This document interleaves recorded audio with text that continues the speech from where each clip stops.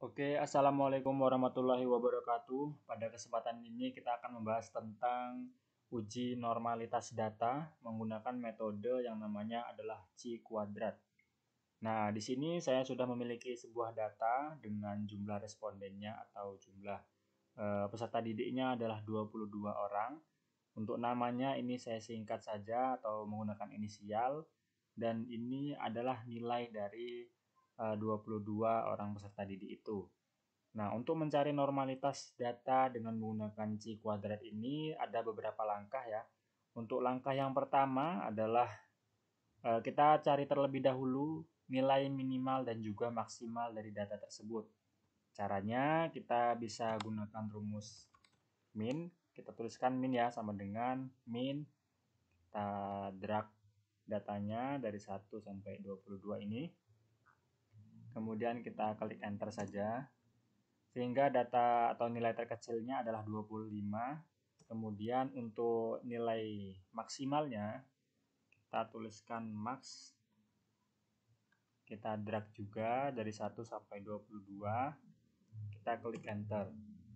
Nah, di sini ketemu ya, minimalnya 25, maksimalnya adalah 68. Kemudian untuk langkah yang kedua adalah mencari nilai rentang atau simbolnya itu R. Kita cari bisa menggunakan cara dikurangi saja maksimal dan juga minimal ini. Ini dikurang dengan minimal. Hasilnya adalah 43. Kemudian di sini langkah ketiga adalah mencari banyaknya kelas. Ini menggunakan rumus ya, 1 ditambah 3,3 log 22. 22 itu tadi dari jumlah dari siswanya ada 22 orang. Untuk log 22 sendiri adalah 1,342. Dan di sini setelah saya hitung hasilnya adalah 5,429. Atau bisa kita bulatkan saja menjadi 5. Kemudian langkah keempat adalah mencari P atau panjang kelasnya dengan rumus R dibagi BK atau banyak kelas. R-nya 43 dibagi dengan banyak kelasnya adalah 5 sama dengan 8,6 ya. Kita bulatkan saja atau kita ubah menjadi 9 karena 8,6 ya. Meningkat ke langkah yang selanjutnya adalah langkah yang kelima, mencari kelas interval beserta nilai tengah dan sebagainya. Dikarenakan nilai minimalnya adalah 25, kita tuliskan di sini pada kelas intervalnya 25. Kemudian di sini ada, karena panjang kelasnya 9 ya. Jadi 25 ini bisa ditambah 9 jadinya adalah 34. Kemudian di sini ada 43.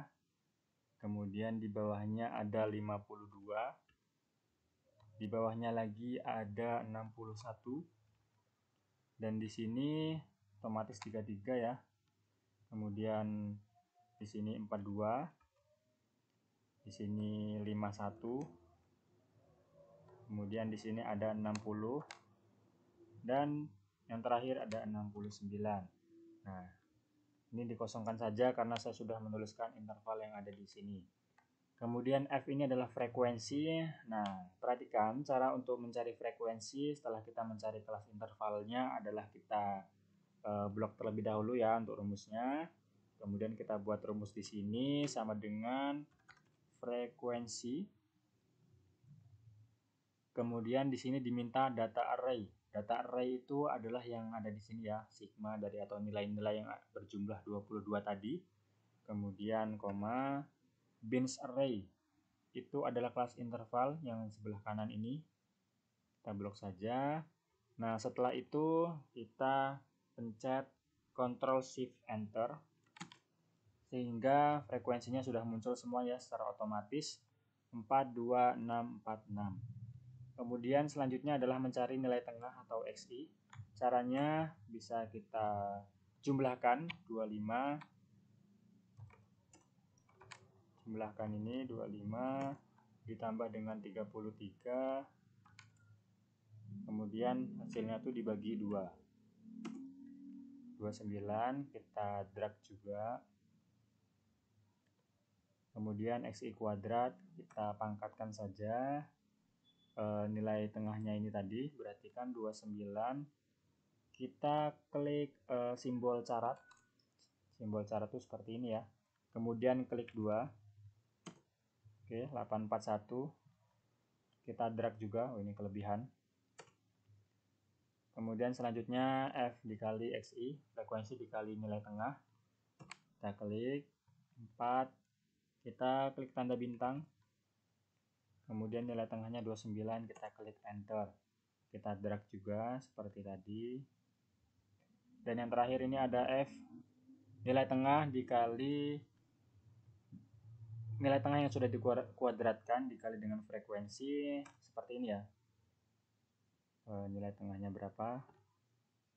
Kita kalikan dengan 841. Hasilnya seperti ini, kita drag juga. Nah, untuk mengetahui apakah frekuensi ini sama jumlahnya dengan 22, kita zoom saja. Kita zoom. Kita drag juga zoomnya tadi ini untuk mengetahui jumlah keseluruhan. Ya, sudah ketemu ya. Nah, ini tabelnya nanti sebagai acuan untuk data-data yang kita perlukan di langkah yang selanjutnya.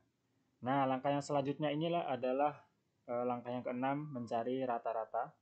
Untuk rumusnya adalah sigma F dikali dengan nilai tengah dibagi N. N itu tadi 22. Oke, kita langsung saja. Sigma atau jumlahnya tadi adalah ini ya, 1088 dibagi dengan 22. Ketemu 49,455. Kemudian simpangan baku ini rumusnya cukup banyak sekali. Simpangan baku simbolnya S, akar N sigma FXI kuadrat. Nah ini ya, untuk yang atas kita kalikan terlebih dahulu.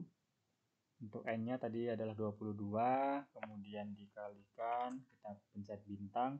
Sigma dari FXI kuadrat berarti ini ya.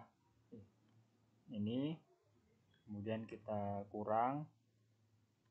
Kita pencet dengan tanda kurung dalam kurung ya, supaya tidak tertukar. Kemudian sigma FXI kuadrat. Berarti kan ini kita kuadratkan. Kemudian kita klik enter.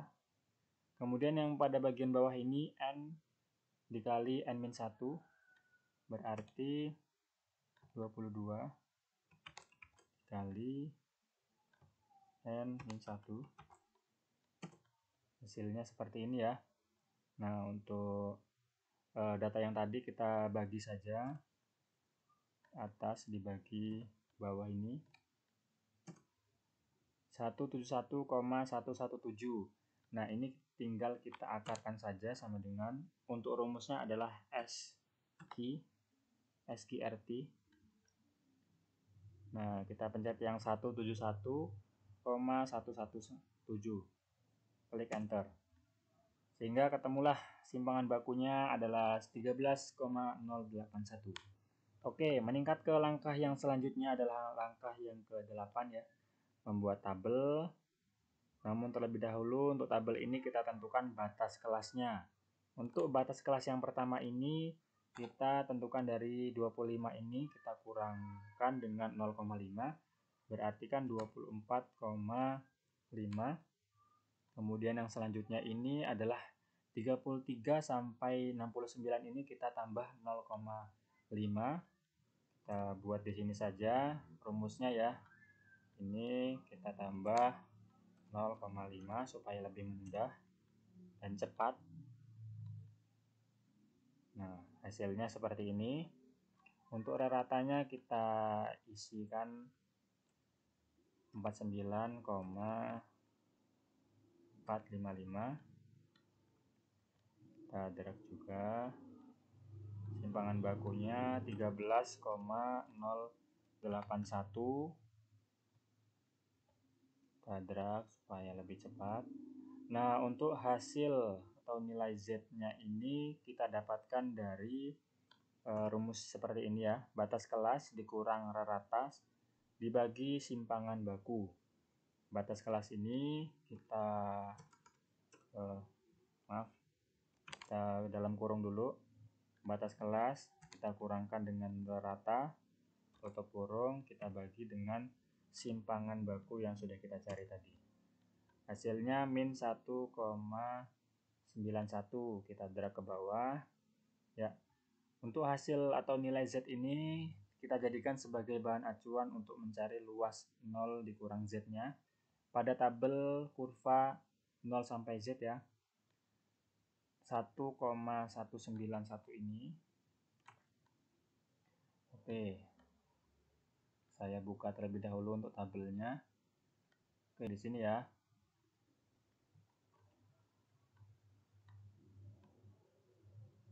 Nah, untuk hasil dari 1,91 ini kita lihat pada tabel ya. Saya garis bawahi 1,9 1,91. Nah, tabel ini 1 berarti hasilnya adalah 4719. Kita isikan. Nah, untuk mengisikan di sini kita terlebih dahulu menuliskan 0,4719. Kemudian yang selanjutnya ada 1,22 ya. 1,22 berarti kan ini 1,22 nya di sini 3,888 0,3888. Nah, untuk caranya seperti itu tadi ya, mencari luas 0 sampai Z-nya. Namun di sini saya sudah memiliki data supaya lebih cepat ya. Nih, kita kopikan saja. Oke. Untuk di sini juga sama saja. Oke. Nah, untuk yang di sebelah sini, teman-teman perhatikan. Cara mencarinya adalah 0,4719 ini kita kurangkan dengan yang bawahnya 0,388. Nah, kita drag hanya sampai segini saja, karena kalau sampai habis itu hasilnya 0 atau sama dengan sebelahnya ini. Kita kurang. Nah, dengan catatan yang tengah ini 0,1423, rumusnya kita ubah menjadi tanda plus ya. Oke. Nah, untuk selanjutnya kita buat tabel penolong supaya dalam mencari normalitas ini lebih mudah lagi ya. Batas kelasnya kita isikan seperti tadi. Kita isikan. Kemudian nilai Z-nya adalah yang ini ya.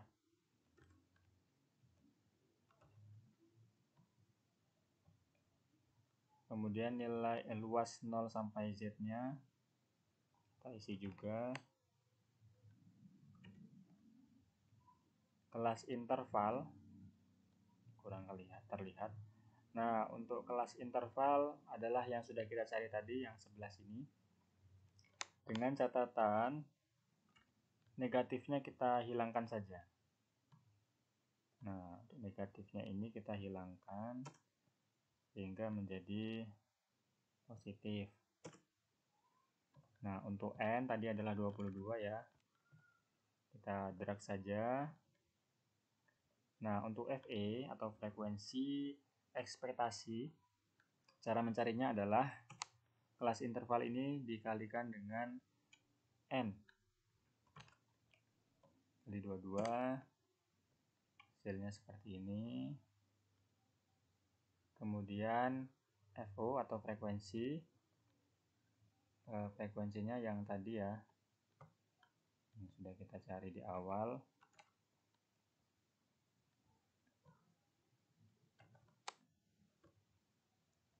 Pas value. Kemudian frekuensi dikurang FE.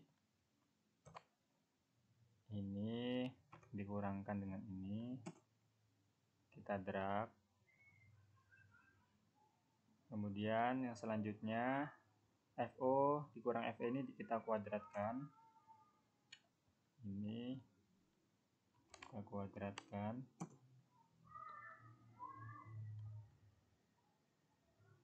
Kemudian yang selanjutnya FO dikurang FE dikuadratkan ini dibagi FE lagi. Jadi yang ini kita bagi FE.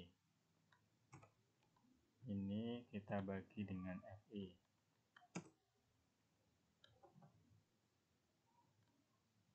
Nah, setelah ketemu ini kita jumlahkan ya, kita sum saja dengan rumus sum. Kita drag, enter. Sehingga ketemulah X kuadrat hitungnya adalah 6,910. Kita isikan 6,910. Tinggal kita mencari X kuadrat tabel yang bisa kita dapatkan di tabel C kuadrat yang ada di sini ya. Tabel C, nilai-nilai C kuadrat. Nah, kita menggunakan taraf signifikansi 5% dengan DK tadi. DK tadi adalah atau banyaknya kelas tadi adalah 5. Sehingga dengan ketentuannya adalah dikurangi dengan 1 ya. Dikurangi dengan 1.